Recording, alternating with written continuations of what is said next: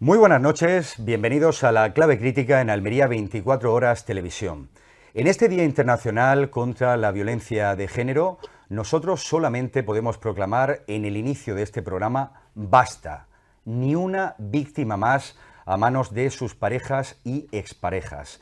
Debemos lamentar 39 ya, al menos de forma oficial, en lo que llevamos de 2025. Y como esto es una lacra que tenemos que erradicar cuanto antes, yo hoy me quería hacer eco de una frase demoledora, muy corta, muy breve, pero muy significativa. Una activista y escritora afroamericana, su nombre Audre Lorde, que lo dijo muy claro: mi silencio no me protegió, tu silencio no te protegerá. Arrancamos la Clave Crítica en Almería 24 Horas.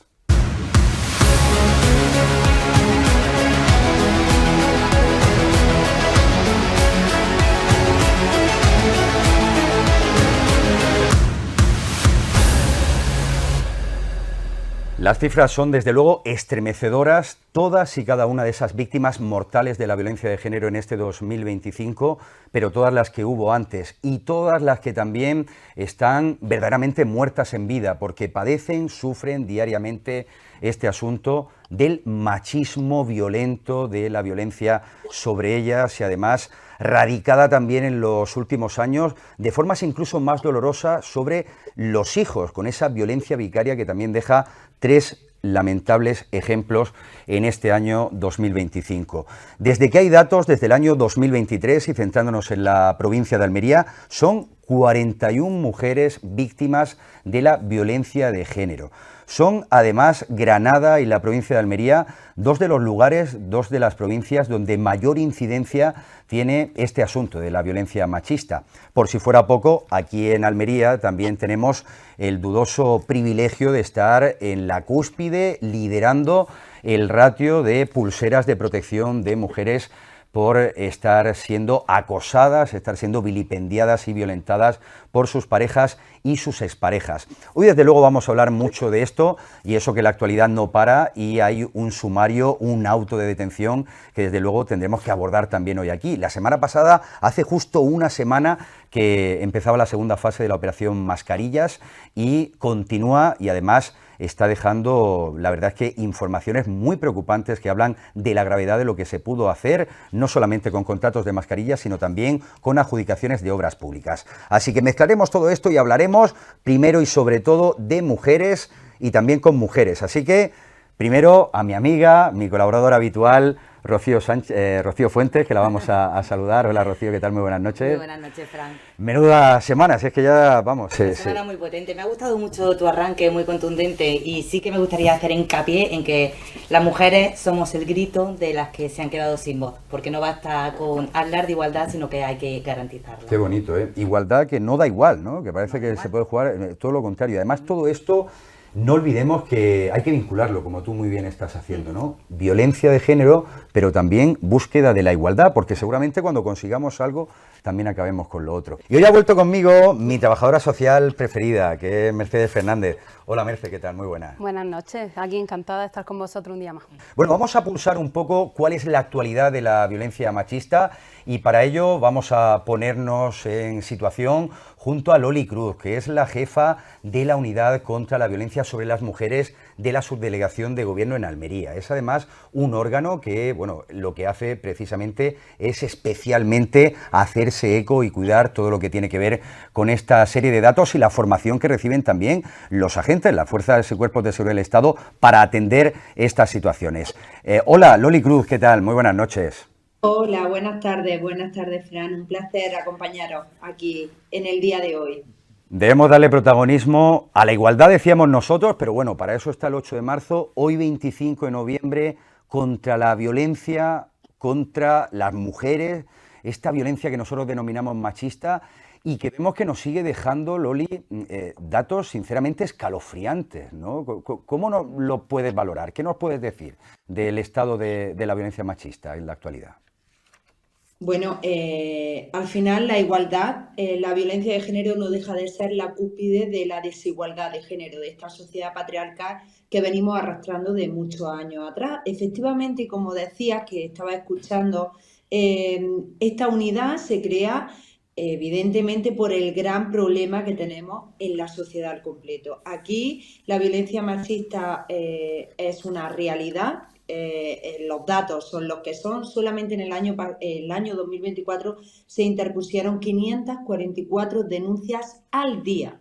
Por lo tanto, es un dato escalofriante, y si venimos y reafirmamos de nuevo y señalamos los datos desde que se tiene recuento, desde el año 2003, 1.333 mujeres han sido asesinadas. 65 niños y niñas han sido asesinados y asesinadas por violencia de género. Y en lo que va de año, con la confirmación de la última víctima de Rincón de la Victoria, con 60 años, son 39 las mujeres asesinadas. Por lo tanto, los datos dan miedo, efectivamente, y además literal es así. Y hoy, Día Internacional contra la Violencia de Género, hay que resaltar que no celebramos, sino condenamos y le ponemos nombre a esta lacra que nos afecta a toda la sociedad, hombres y mujeres por igual. Bueno, como jefa de esta unidad, hay algo que la verdad es que nos gustaría confirmar si es cierto, y es la alta incidencia en proporción demográfica, digamos, que tenemos en la provincia de este asunto de la violencia machista. De hecho, es una de las provincias con mayor ratio de mujeres protegidas con ese sistema de las pulseras, ¿no? O sea que aquí hay una incidencia, digamos, que deberíamos rebajar, ¿no?, en nuestra tierra, de esto del Aquí machismo. en Almería, efectivamente, somos la segunda provincia de Andalucía con más sistemas telemáticos de control, lo que se conoce como las pulseras, el sistema Cometa.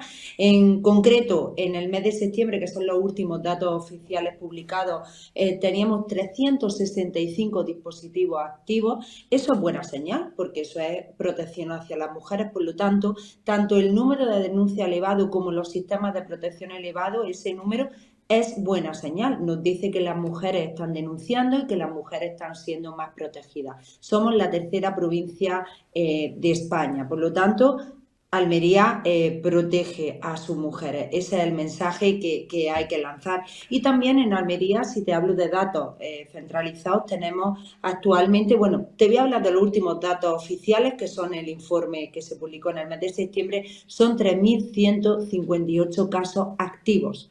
Por lo tanto, son muchos casos, efectivamente, son muchos los recursos humanos y materiales que se invierten en la lucha contra esta lacra social, y menos mal que ya el mensaje está claro.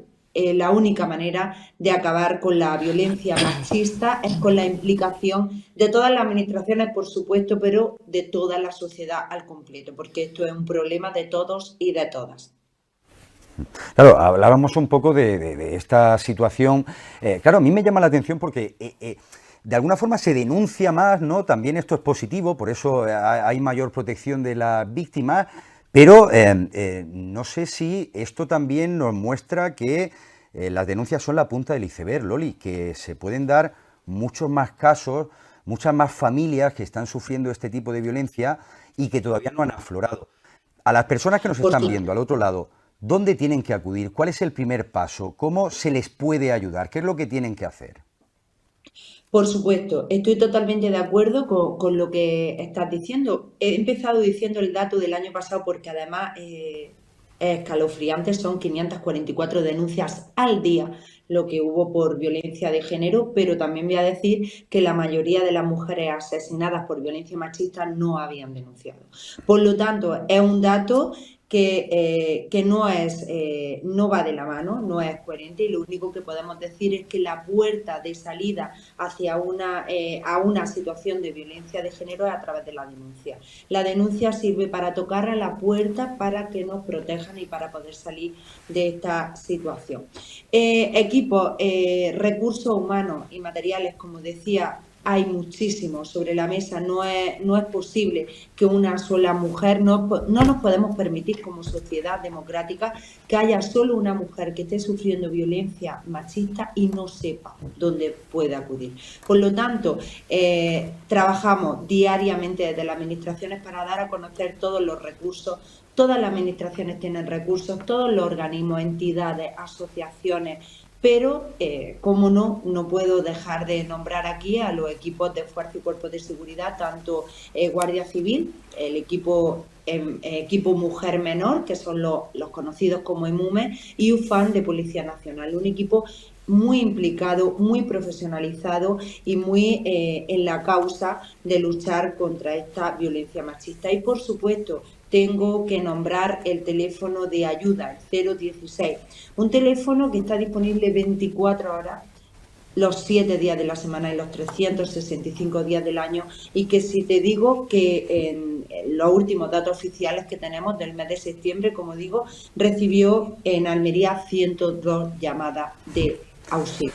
Por lo tanto, tenemos muchos recursos sobre la mesa, hay que difundirlos, tenemos el deber y la obligación como sociedad de ponerlo en conocimiento, de transmitir estos recursos, y por supuesto que si tenemos conocimiento de alguna mujer que pueda estar sufriendo violencia de género, animarla a denunciar, porque es la única manera de protegerla. Es la única manera de poner los recursos en marcha para acabar con esta lacra que nos azota solo por el hecho de ser mujeres.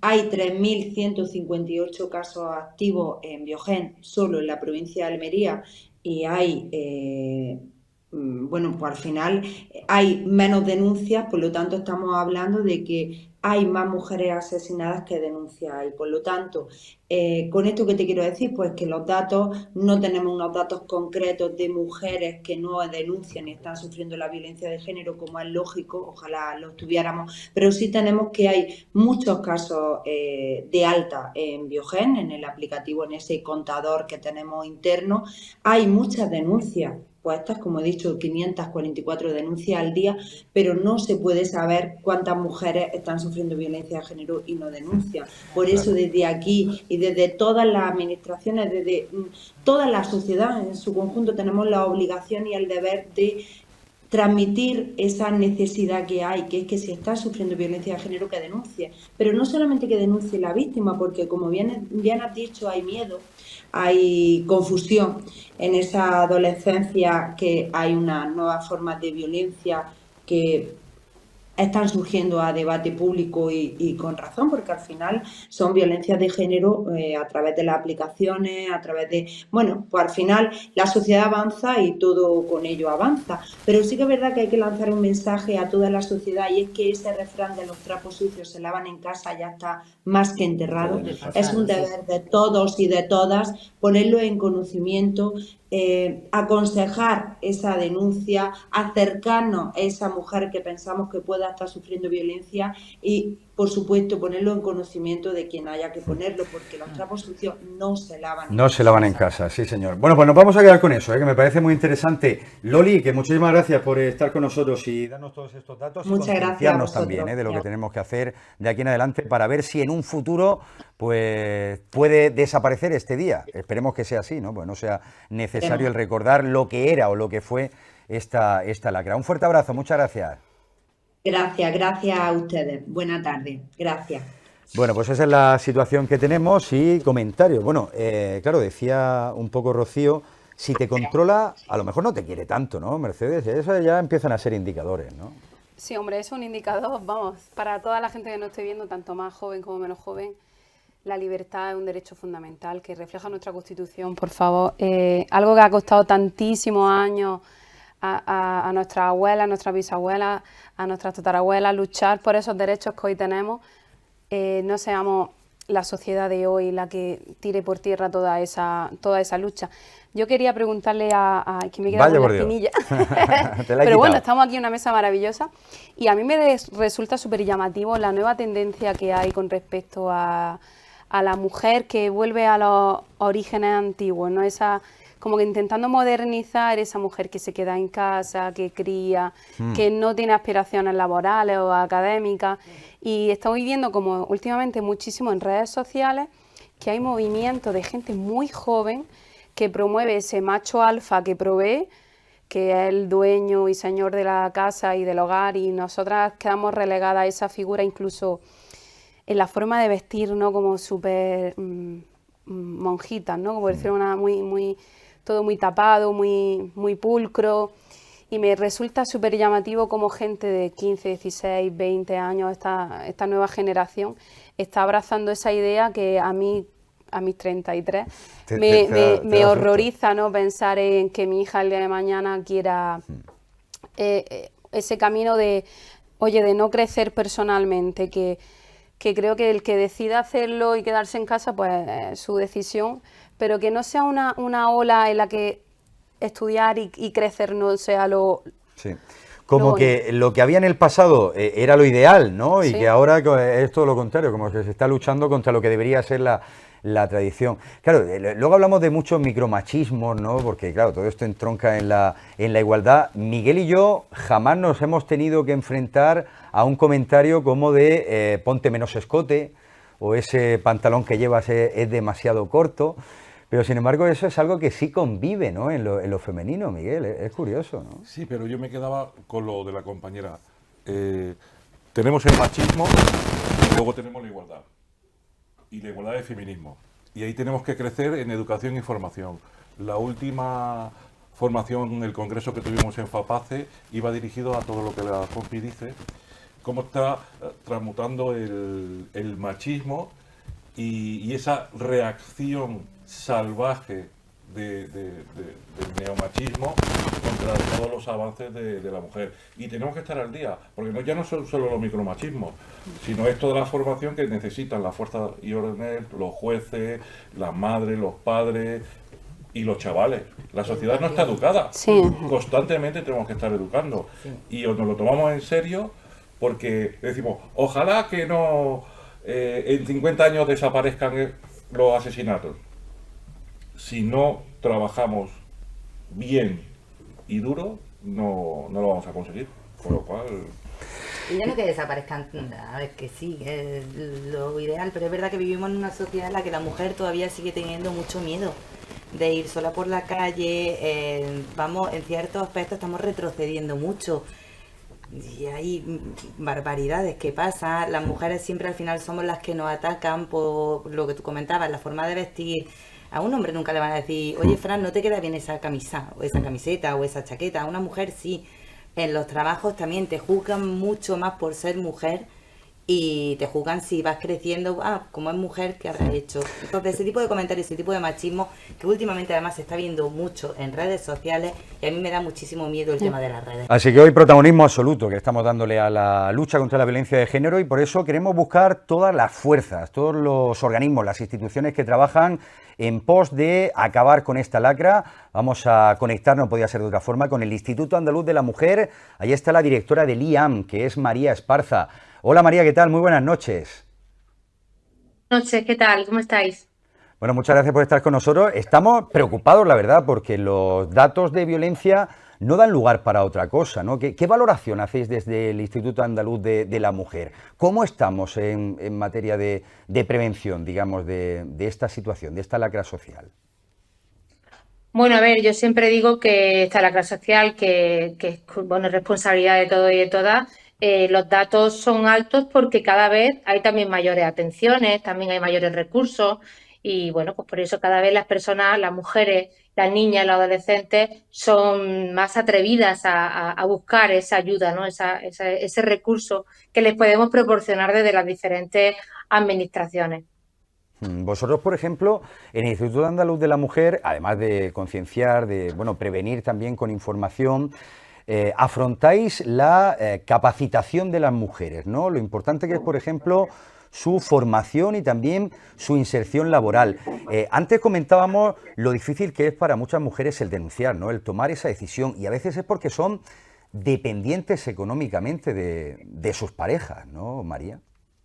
Efectivamente, la violencia se manifiesta de diferentes tipologías, como sabéis, como hemos abordado en otras ocasiones, y una de ellas es la violencia económica, ¿no? Cuando empieza la violencia emocional, psicológica, y esa dependencia hace que, bueno, pues que al final al no ser autónomo, pues tengas que depender de la persona que tienes al lado, en este caso de un agresor. Por eso es que desde el Instituto Andaluz de la Mujer, uno de los programas que también llevamos a cabo es la inserción sociolaboral y el acompañamiento. Tenemos una APP en colaboración con la Consejería de Empleo, en este caso APP Mujeres Andaluzas, donde está conectado directamente con el Servicio Andaluz de Empleo, con el SAE, y pueden encontrar todas las ofertas disponibles y toda la formación para ayudarles, para impulsarles a que puedan encontrar un puesto de trabajo y buscar la plena autonomía.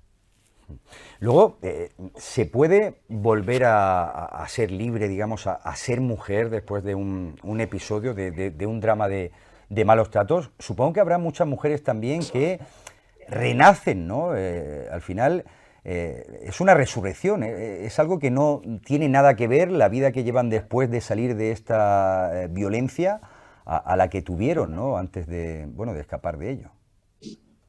Por supuesto, Fran. De hecho, una de las cosas que más nos motivan a seguir adelante, cuando nosotros tenemos programas que además el gobierno andaluz ha reforzado, programas de atención psicológica en jóvenes, individuales y grupales, y bueno, una de las cosas que nos animan a seguir es cuando están en pleno desarrollo o están interviniendo en esas atenciones, como nos dicen que gracias a nosotros están volviendo a salir adelante, ya no, o sea, aquellas cosas que eran indicadores y no veían, ahora las ven y son capaces de poder rehacer su vida, por supuesto, en todos los ámbitos. O sea, llevar una vida saludable, Pues, en regla, cuesta mucho, pero lo consiguen.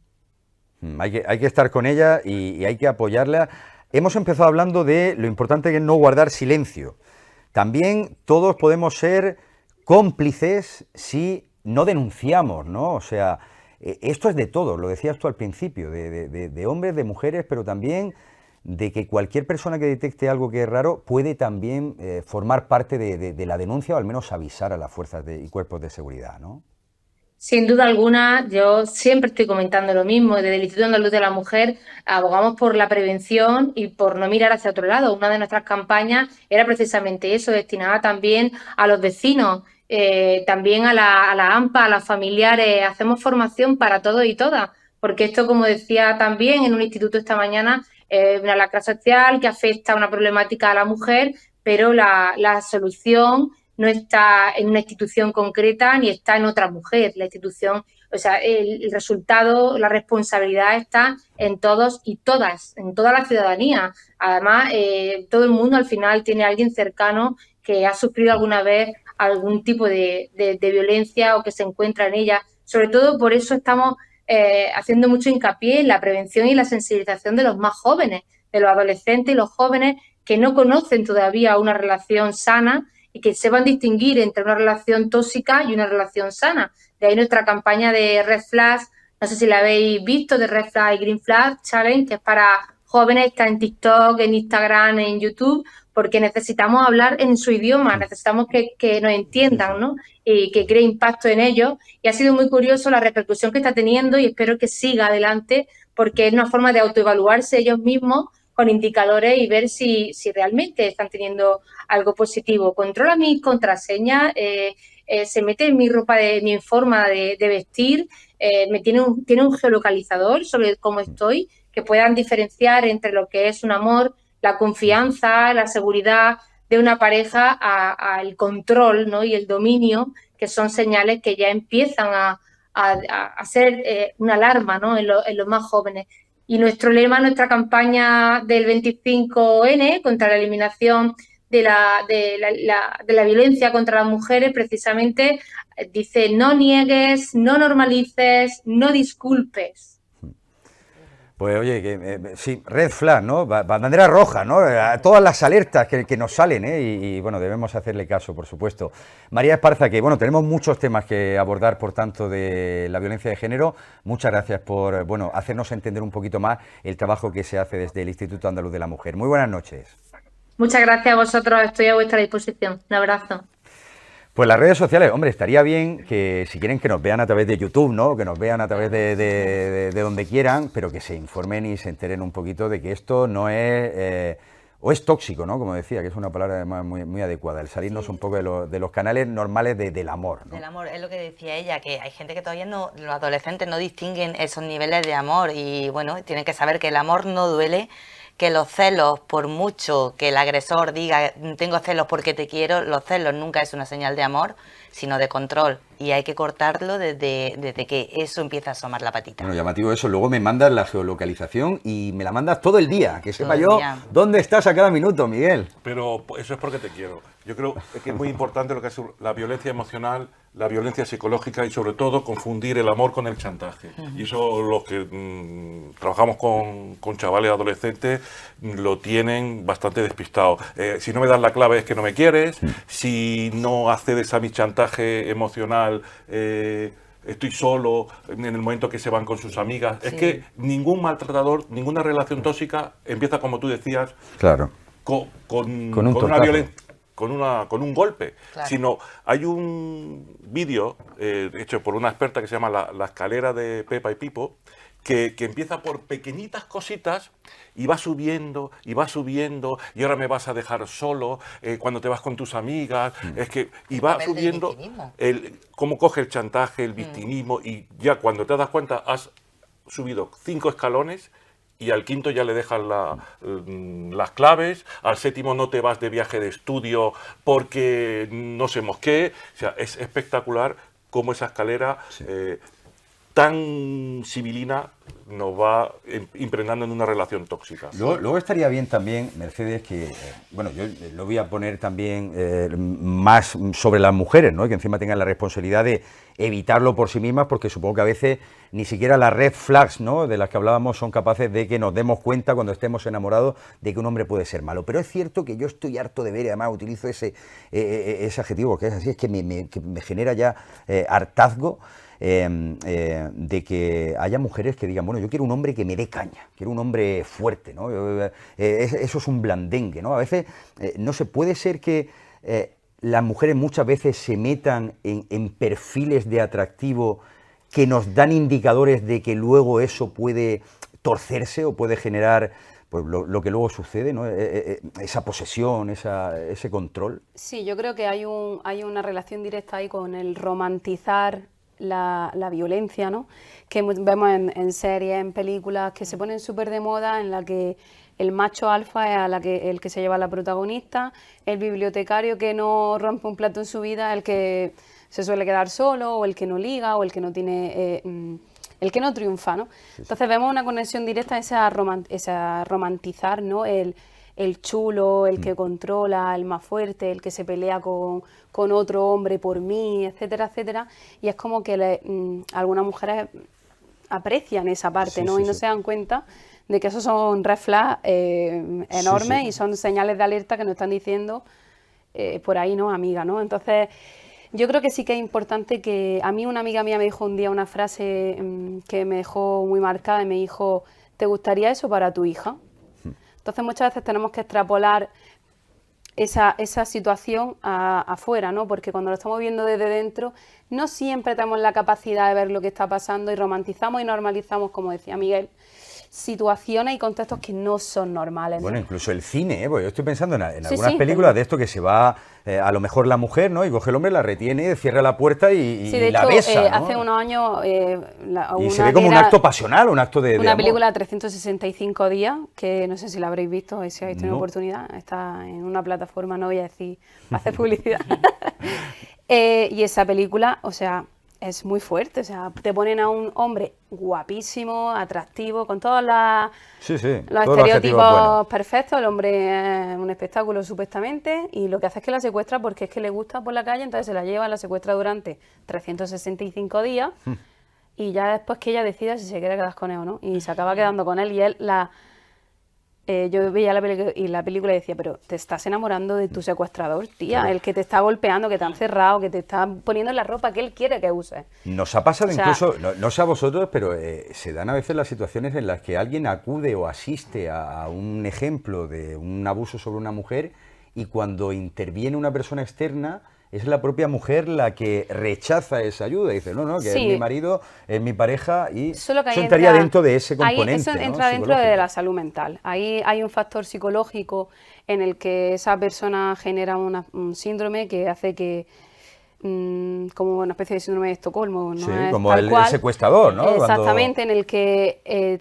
pasas el límite de querer defender a esa persona a toda costa, ¿no? Pero de ahí viene, como decía Miguel, de esa escalera, ese escalón que él ha ido apropiándose como suyo, que hay un momento en el que cuando ya va por el 5.º piso, ella no sabe ya ni quién es. Entonces hay un riesgo ahí muy alto porque psicológicamente no es capaz de defenderse. Claro. Yo quería subrayar una cosa porque a lo mejor no la has escuchado nunca, que se llama erotizar las masculinidades igualitarias.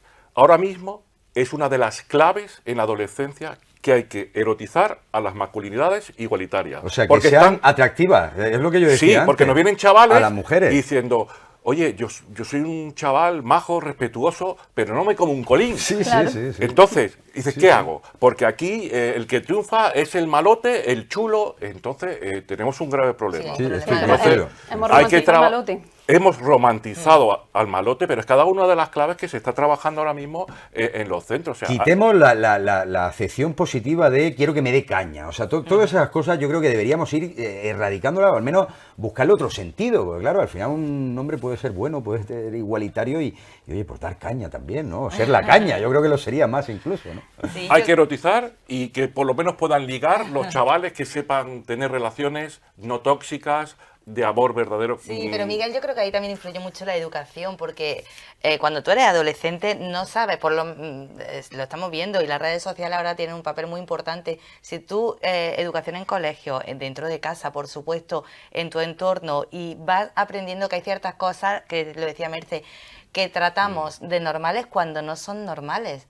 Entonces, todo eso tiene una base importante. Y otra cosa, la impunidad en las redes sociales. O sea, lo que no se puede permitir es esos insultos a niñas adolescentes, riéndose de físico, de cómo van vestidas, insultos por todo. Entonces, y que esa gente quede impune, creo que también sería una manera de atacar por ahí. Bueno, venga, que voy a hacer un alto publicitario y vamos a hablar del caso Mascarilla, o segunda fase del caso Mascarillas, que debería tener, digo yo, un nombre propio, porque esto lleva, pero mucho más lejos que el asunto de la contratación de material sanitario, ¿eh? ¿Algún apunte más de esto de la violencia de género? Decimos basta entre los cuatro a la vez, ¿eh? Venga. A la vez. Basta a la violencia de género. Venga, hacemos un alto en el camino y seguimos y cambiamos de tema.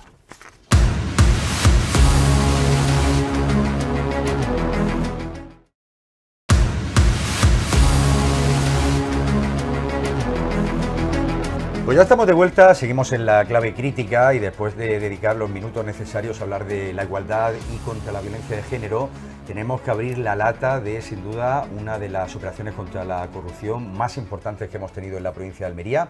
Lo cierto es que todavía seguimos impactados después de la detención de 5 personas, entre ellas el vicepresidente y el presidente de Diputación, Javier Aureliano García, también presidente del Partido Popular, durante esta semana que ha habido de todo: puesta en libertad con cargo, retirada de pasaporte, obligación de comparecer ante el juzgado durante 15 días, de 15 días en 15 días, y además, y por si fuera poco, tienen retenidas todas las cuentas bancarias. ¿De qué se trata? ¿De qué va todo esto de la segunda fase de la operación Mascarilla? Pues de mucho más que la compra de material sanitario, porque se están ya investigando contratos, adjudicaciones de Diputación, y se habla también de connivencia entre varios de los imputados, de las personas que forman parte de la trama, para hacerse con las concesiones y después trabajar también con mordidas, con comisiones ilegales. Por cierto, que a todo esto de las mordidas llama la atención que en el caso de las mascarillas se han intervenido las comunicaciones y hay una especie de idioma en clave, un código que utiliza sobre todo el vocabulario de los dentistas, de la odontología, que si caries, que si blanqueamiento, y por si fuera poco, tan solo 3 minutos después de que se firmara el contrato de 2 millones de euros para la adquisición de mascarillas, Javier Aureliano García, el presidente provincial, que mandó un WhatsApp al grupo de los 3 principales imputados, o al menos los que mayor cargo político tenían: Óscar Liria, vicepresidente tercero, Fernando Jiménez y el propio Javier Aureliano García, con un diente. ¿Será que se produjo la mordida? Pues no lo sabemos. Impresiones primeras de todo lo que se sabe. Es difícil explicar todo, ¿no? Vamos a ver si podemos hacerlo poquito a poco, pero Rocío, ¿a ti qué impresión te ha dado de todo esto que se va sabiendo? Pues la verdad, mucha tristeza y mucha pena y mucha desolación, porque hablas con la gente por la calle, es como, son todos iguales los políticos. Yo sigo creyendo en la política, creo en los políticos, creo que es necesario tener políticos honestos que gestionen la sociedad, pero pasan cosas de estas y es que te vienes abajo. Luego, además, gente que presume de siglas, de partido, el daño que le hacen a los partidos y a las siglas, este tipo de acciones es monumental. La sociedad está desencantada. Esto, a nivel de política, lo que hace es que crece la abstención entre los ciudadanos. De la abstención pasamos a la desafección, y lo que estamos viendo que está pasando, que los extremos florecen y están creciendo, y esto a mí me da mucho miedo.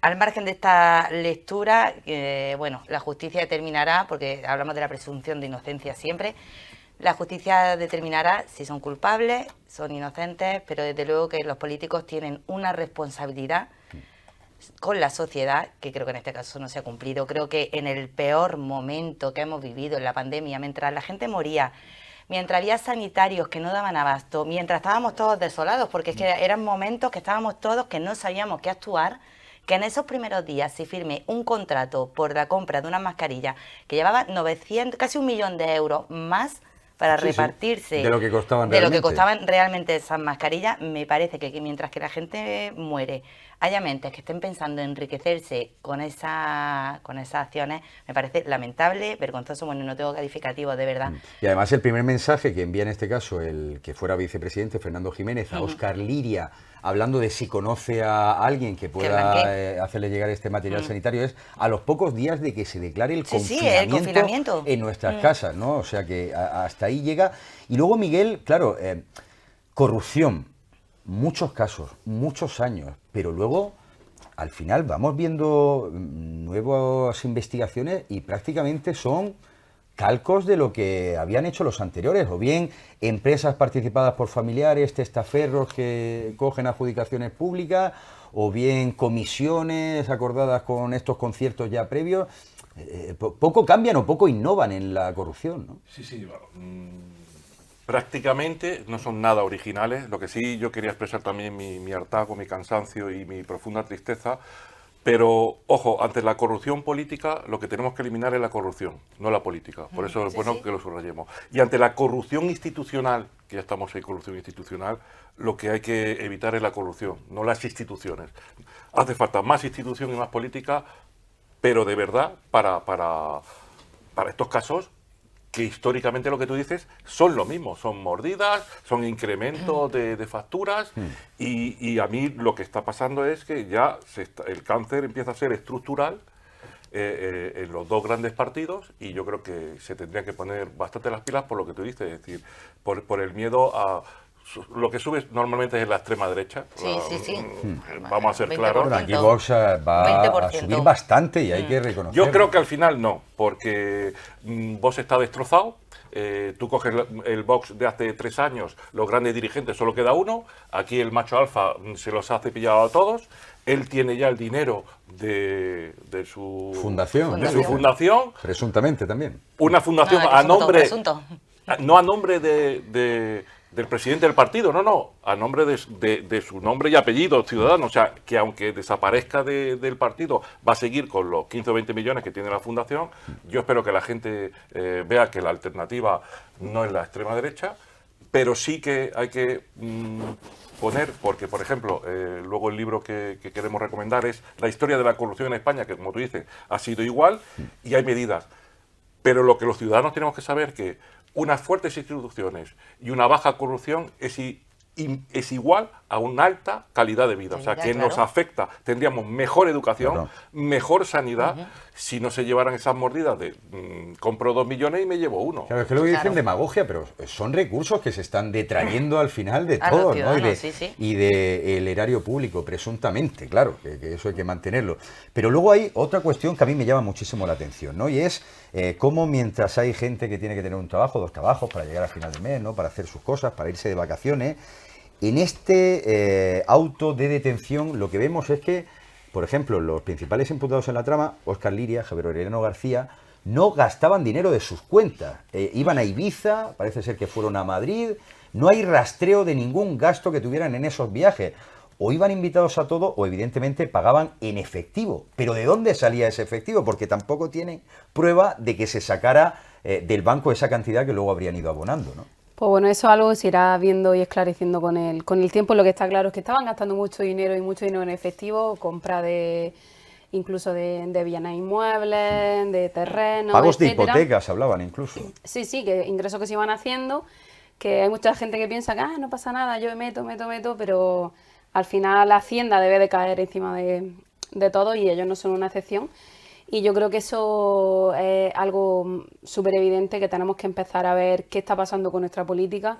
Los partidos, da igual el color, la sigla, el nombre, da igual. Tenemos que intentar que nuestros políticos sean lo que deben de ser, que sean honestos, transparentes, y que si alguien lo sabía, porque yo soy de la zona y Aureliano es de mi pueblo y ha sido como un shock, ¿no? Realmente para todos, que nos hemos llevado la mano a la cabeza, porque yo creo que nadie se esperaba lo que ha pasado. Entonces, la sensación, como le decía yo antes a Rocío, de quién nos podemos fiar, si los que están ahí que nos dirigen nos están robando, porque al final no es demagogia, es la realidad, pues crea un sentimiento muy feo, ¿no? Muy desagradable, que deja de creer en la política o que nos vamos a ir a los extremos tanto de un lado como de otro. Bueno, yo luego, sí, perdona, Rocío. otra cosa también que me llama la atención.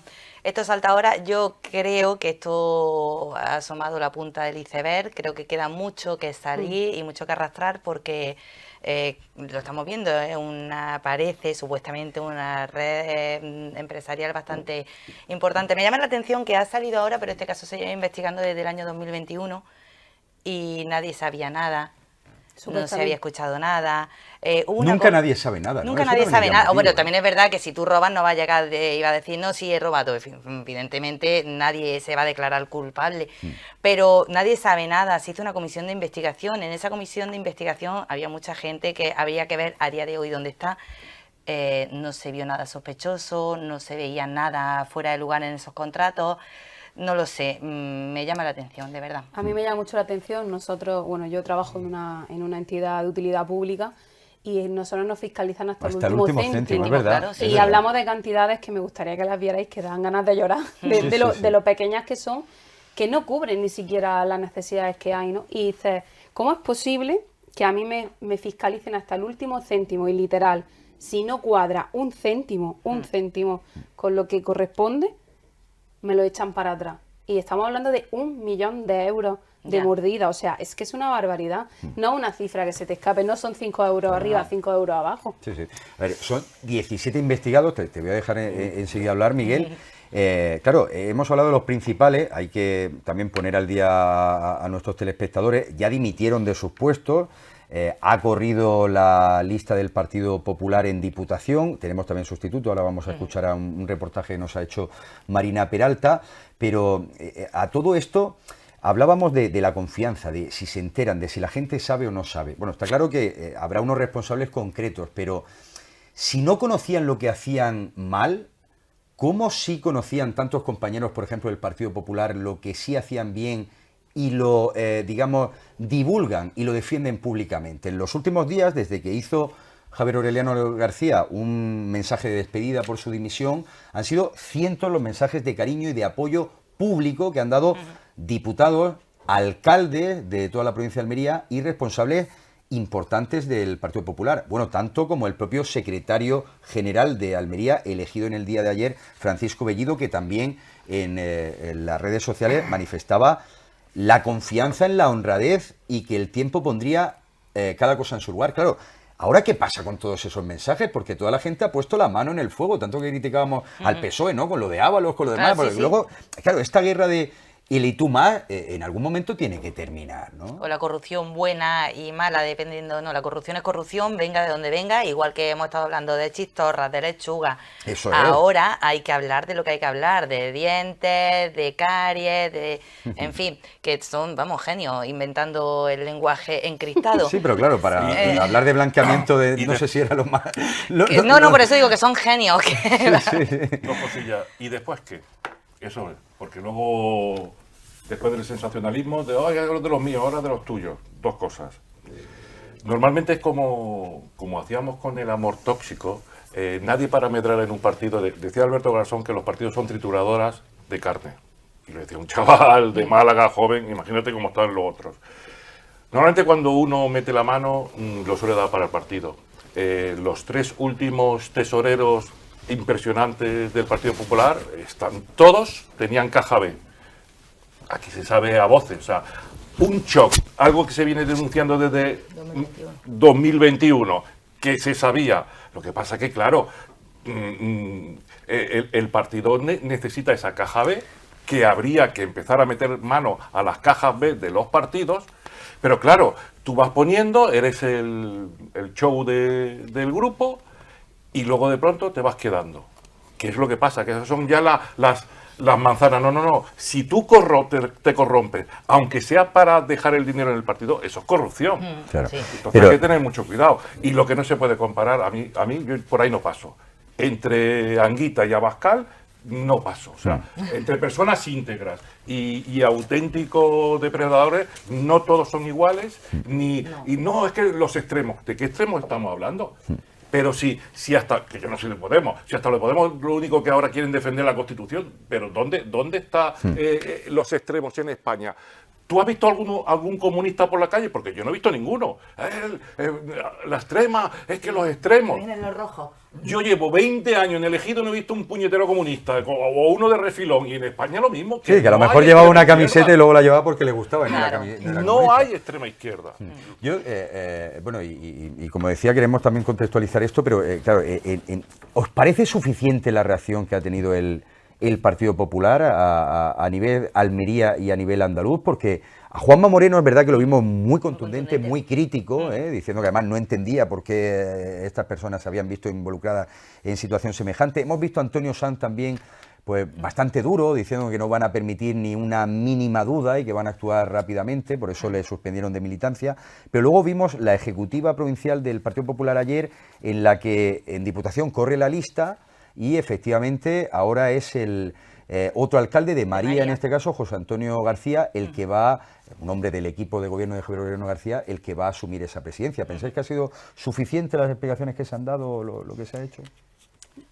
A ver, yo creo que es que el momento lo exige, porque como decimos, tú vienes de 2021, en esa fecha no se hizo absolutamente nada. Ahora sí, ha salido Juanma Moreno, fue muy contundente el otro día en la entrevista que tuvo. Tenemos la elección a la vuelta de la esquina. Si hablamos de antes de verano, yo te diría que en términos electorales Juanma Moreno contaría con la mayoría absoluta para seguir gobernando Andalucía. Después de la crisis de los cribados, bueno, tuvo ahí un bajón, se actuó. Pero es que después de esto ya hemos visto las encuestas, es que no lo digo yo, es que lo están diciendo las encuestas. Hay un subidón tremendo y peligroso. Y aquí en Almería la hegemonía del PP claro, es enorme. El PP de Almería es súper fuerte a nivel andaluz y a nivel de España. Sí. Entonces aquí o se actúa o se sigue cayendo en picado. Yo creo que Juanma Moreno no puede permitir, ni a la vista está, no va a permitir estas cosas. Y creo que han pensado que la mejor solución de cara a la ciudadanía es apartar a esta gente, dar la imagen de hay una mancha, lo quitamos y seguimos, pero es lo que digo, esto viene de muy atrás, entonces había que barrer un poquito. Pero solo por elecciones, que es lo triste. Yo Solo porque creo hay que sí, elecciones. Miguel, Es las elecciones tacticismo están al a la final, vuelta de la Miguel. esquina, O sea, creo que sí, no o sea, se hizo nada en su momento, creo que ahora se está haciendo con una vista electoral importante, están perdiendo muchos votos. Por cierto, ¿Arenas dónde se presentaba? Hoy, en Almería. Almería. No se entiende el PP andaluz sin Gabriel Amat, sin Arenas. Los hijos de Aureliano, los papás de Aureliano y de nuestro presidente de la Junta. O sea, ahí hay que arrascar. O sea, que no pueden actuar. Y yo confío en la buena fe, pero que no actúe solo por tacticismo político, sino que diga, ahora voy a aprovechar de hacer limpieza. Claro, si ahí y lo si que hay que hacer cortar una con limpia, papá, efectivamente. que es quien maneja, pues habrá que cortar con papá. Bueno, diferencias, por cierto, que hay, pues hemos dicho, bueno, todas las operaciones de la corrupción son más o menos similares o utilizan los mecanismos parecidos. Si hay una cosa que veo yo novedosa, o al menos que también llama mi atención en esta operación, y es que se focaliza mucho en la comarca de la Almanzora. Y digo yo que a lo mejor han podido pensar los presuntos corruptos en este caso, que poblaciones de 1.000, 2.000, 3.000 habitantes, estamos hablando de Fines, de Claro. Somontín, de Tíjola, cuyo alcalde y diputado de captación de fondos europeos también estaría involucrado con una empresa que también habría recibido algunos contratos públicos. ¿Podía ser esa la confianza que tenían? ¿Lo hacemos en un lugar que nadie va a mirar? Bueno, contratos pequeñitos, a veces obras en cementerios de 20.000, de 30.000 euros. ¿Era tan pequeño eso? Decían aquí nos podemos mover cómodamente. Hombre, posiblemente también hay la población es más baja, el nivel de estudios también está relacionado con ese tipo de pueblos, ¿no? Están más diseminados, tienen menos contacto con otras zonas. Al final, nuestra zona del poniente estamos mucho más conectados aquí no es raro que alguien de Adra esté relacionado con alguien de Almería Capital, etcétera. Entonces, como que aquí yo creo que estamos más globalizados en ese sentido. Y al final también, bueno, por vínculos familiares, yo creo que han tirado mucho de amiguito y de familiar, que por casualidad también era de aquella zona, y obviamente pues se han dicho, pues, La Diputación tiene mucho peso en esos pueblos, es verdad que creo que lo comentaste el otro día, hay sitios en los que las diputaciones no pintan nada, en Almería pinta mucho una diputación provincial, porque son 103 pueblos, entonces son muy pequeños, la Diputación tiene mucho poder y tiene mucho que hacer en esos pueblos pequeñitos, entonces yo creo que es lo que está saliendo. Yo le pediría a los partidos grandes que se pongan las pilas en investigar. Lo que yo echo de menos es que gente del PSOE y gente del PP diga, mira, por aquí no paso, este y este son unos sinvergüenzas. Es que deberían ir de la mano, igual que con la violencia de género, en este tema. Luego todos ahí sorprendidos, pero... Y que no se pidan dimisiones para un lado y no se pidan en el propio cuando son hechos similares. Llevas 5 años conociendo a un tío que se va a Ibiza y que esto y lo otro, no sé qué, no sé cuánto. No puedes decir, oye, ¿puedo estar un poquito mosqueado con esto? No se puede investigar cómo es lo de la Guardia Civil que tiene la UCO, ¿no? Sí. Pues cada partido tendría que tener su propia UCO. La UCO, que vino Antonio Balas, que este es muy famoso, este está incluso en las grabaciones esas que hay con el tema de bueno, que se especuló con que supuestamente había planeado la muerte o poner una bomba en el coche del presidente del gobierno, y que finalmente era al contrario, que decía Antonio Balas que lo que temía era que se le pusiera una bomba a él mismo. Vamos a ver ese reportaje de Marina Peralta, en la que nos explica muy bien, Informativos Almería 24 horas, cómo queda ahora mismo el PP de Almería y también la Diputación. Ramón Fernández Pacheco afronta el relevo tras la renuncia de Javier Aureliano García y Fernando Jiménez a sus cargos institucionales y orgánicos para centrarse en su defensa judicial. En la estructura orgánica asume la presidencia del PP provincial y designa como secretario general a Francisco Bellido, delegado territorial de Inclusión Social y Juventud. La Junta Directiva del PP de Almería, celebrada este lunes, ha propuesto como nuevo presidente de la Diputación a José Antonio García, alcalde de María desde 2019 y diputado provincial de Deportes, uno de los regidores con mayor respaldo en la comarca de Los Vélez. En esta etapa de renovación se incorporan 2 jóvenes concejalas como nuevas diputadas provinciales, Lorena Nieto del Ayuntamiento de Almería y María José Herrada, concejala en Níjar. El secretario general del PP de Andalucía, Antonio Repullo, calificaba el día como importante y destacaba el esfuerzo del nuevo presidente provincial. En su intervención defendía la actuación del partido en los últimos días, afirmando que se ha respondido con inmediatez y sin dudas. Diputado de Deportes que se encumbra, por tanto, a presidencia de la Diputación Provincial de Almería. Oye, vamos a tener que hablar de esto más, del caso Mascarilla, yo creo, en el futuro. Creo que nos queda mucho todavía que hablar. Así que, oye, 3 minutos que nos quedan. Abrimos clave nacional, ¿os parece? Para que no se diga que hablamos de unos temas judiciales y de otros no. Esta semana, ¿de qué se ha hablado mucho? Pues de la sustitución que va a tener la Fiscalía General del Estado y sobre todo de esa condena que ha llegado un poco por episodio, o esa sentencia, porque es verdad que no conocemos tampoco el auto, digamos, de la sentencia. Sabemos que ha sido condenado en este caso, inhabilitación de 2 años, una multa creo pequeña, 6.000 euros o 10.000 euros efectivamente para la pareja de Ayuso, ¿no? Que es como realmente lo conocemos. Bueno, ¿qué os parece esto? Porque se le condena, hay sentencia, no la conocemos, eso es verdad, pero ya la ha valorado el gobierno y dice que no está de acuerdo. A ver, bueno, y la oposición, claro. Creo que este juicio va a pasar un poco a la historia y se estudiará de aquí a unos años en la Facultad de Derecho. Yo creo que sí, de verdad, porque a mí me sigue pareciendo a día de hoy una cosa insólita lo que ha pasado. O sea, una persona supuestamente también se enriquece 2 millones de euros con la venta de mascarillas, comisiones ilegales, y al final todo esto da un giro por un bulo que el propio asesor de la presidenta de la Comunidad de Madrid admite que ha difundido. Y como digo, y al final se sienta el fiscal general del Estado en un banquillo. Quiero hacer hincapié en una cosa. Han declarado 5 periodistas. Los 5 periodistas han dicho que ellos ya tenían la información de antes, no la tenían por parte del fiscal general del Estado y no se ha tenido en cuenta, o por lo menos todavía no lo sabemos, porque no tenemos sentencia. Pero lo que sí que es verdad que esos 5 periodistas van a testificar, van a sede judicial como ciudadanos. y los ciudadanos tenemos la obligación de decir la verdad en sede judicial. Esos 5 periodistas que lo están dejando ahora mismo por mentirosos. Me parece muy rocambolesco todo lo que ha pasado. Creo que esto no tendría que haberse dado así. Y por terminar y ser ya breve, resaltar el papel de la nueva fiscal general del Estado que tenemos, Teresa Pera Mato. Muy feminista hoy, que es el día Sí, eso es. Creo que no ha sido casualidad que la anuncien hoy. 35 años de carrera y además una trayectoria especialmente reconocida en materia de violencia de género. Así que, pues bueno, por lo menos tenemos una mujer. Sí, le deseamos suerte. por... Miguel, a ver, No, yo por también de esto voy a dar una pincelada. Y rompiendo techo de cristal, que también es muy importante. Lo que me Eso parece es. extraño que un juez que no conozca, no haya intuido quién es verdad, M. Rajoy, no cierto. sabe, te vengan 5 profesionales y dices, yo sí sé quién ha filtrado y no es ese no es señor. ese hombre. Viene otro, yo sí sé quién ha filtrado y no es ese señor. No les hace ni puñetero caso y ahora, en vez de sacar la sentencia, que no hay No sentencia, hay sentencia, es que no sabemos los hacen un argumentos. comunicado, o sea, rizan el rizo, o sea, dan un dato en contra de alguien sin sacar la sentencia. En fin, yo no conozco a esta señora, la nueva fiscal, lo único que digo es, por los hechos lo conoceremos. Ahora, lo importante es quién es y su trayectoria, no quién la nombre. Ya, por Con lo cual, a mí supuesto. quien la nombre, lo que me interesa saber es el currículum de esa mujer, si efectivamente ya hasta los jueces conservadores dicen que es una puñetera crack, Claro. con lo cual me quedo Pero más sí. tranquilo. El Digo, problema, yo considero, es que, claro, se le elige en gran medida presentándola como la presidenta durante muchos años de una asociación de juristas netamente progresistas, además se llama, ¿no? Entonces lo que hablan es un poco por qué tiene que haber tanta tendenciosidad o cuente tanto la tendencia política a la hora de un fiscal. Y simplemente un apunte, quiero escuchar a Mercedes.